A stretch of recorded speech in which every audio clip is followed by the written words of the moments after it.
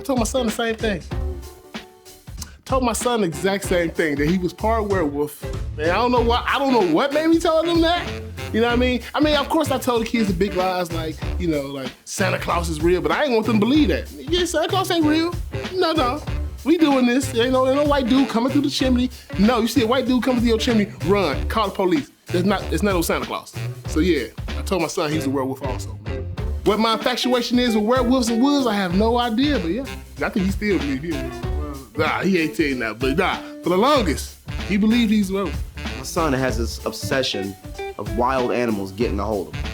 And I'm like, that's a viable fear, son. I understand. Big cats are big. Medium-sized cats are still bigger than you. And there was a time we were out going for a walk in the woods, father-son stuff, bonding.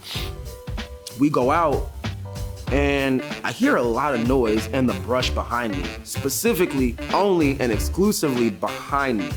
We were decidedly getting tracked by something one time, saw some really weird prints, cat prints, not sure of what variety. We got bobcats, small cougars, all kind of stuff out here.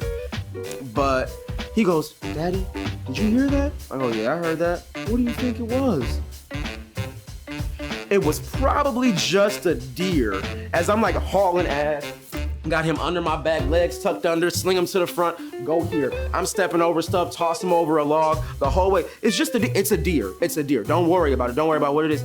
Daddy, are you sure? I think I saw, you ain't seen nothing. Put your head down. I'm pretty sure that's all it was. As that by this point, I'm running out of the trail. And he's like going home. Mom, we saw a deer and it was following us. And then Daddy was looking at the prints. I slid over to my wife later that night. I was like, that was no fucking deer. I don't know what that was.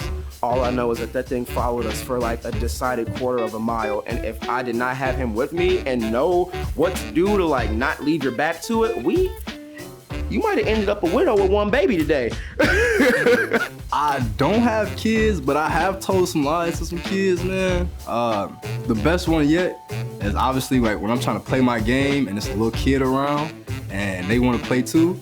So I just play like 2K or Madden where it's a bunch of people on the screen, and then I just give them a controller and be like, yeah, it's working.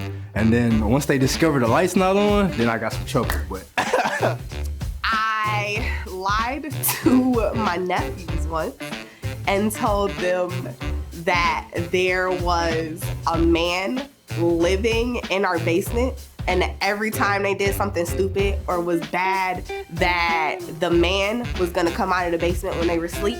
He eats all of their favorite foods, eats all of their candies, and then he takes their crayons and sticks them up his nose. They stopped coloring for like a year.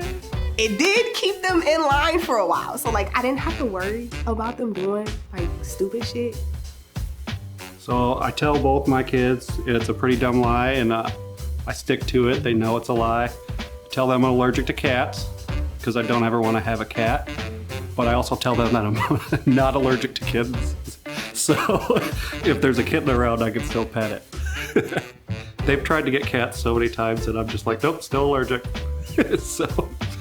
Well, I'm not a parent of human children, but I have pets. So probably the biggest lie I've told my kitten recently is, Mama will be right back in just a few minutes. And then I go to work for several hours. I'm sure she hates me. I think it's obvious at night when she's like biting on my feet and scratching my legs that it's payback.